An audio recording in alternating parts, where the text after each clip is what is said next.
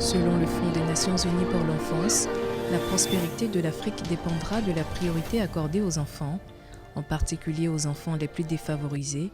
Suivant cette dynamique de protection des enfants vulnérables, la Fondation Agir Ensemble pour l'Afrique, fondation présidée par Marie-Jo Trenou, apporte depuis 2017, date de sa création, son appui matériel et financier aux familles défavorisées en Afrique.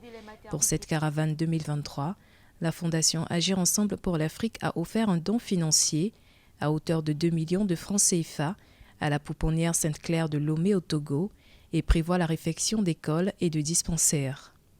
Nous avons donc offert un chèque, un don financier à la pouponnière de Tocoin, où les bonnes sœurs religieuses reçoivent des enfants abandonnés et viennent en aide à ces enfants-là du point de vue sanitaire, du point de vue alimentaire à ces enfants. Donc nous avons fait un don d'un chèque donc financier, d'un chèque d'un montant de 2 millions de francs CFA. Vous direz ce n'est pas beaucoup, mais pour elles, pour ces sœurs-là, c'est vraiment énorme. C'est quelque chose c'est un montant qui peut les aider à couvrir quelques dépenses donc au sein de cette pouponnière.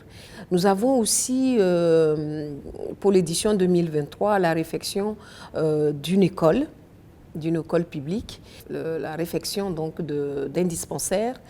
Située dans la capitale togolaise, la pouponnière Sainte-Claire accueille les orphelins, les enfants nés de mères malades mentales. La majorité d'entre eux sont adoptés sur le plan national et international et pour certains réintègrent leur famille biologique après leur séjour à l'Institut. La pouponnière accueille les enfants abandonnés, orphelins de mère à la naissance et les enfants nés de mères malades mentales qui ont l'âge compris entre 0 et 3 ans.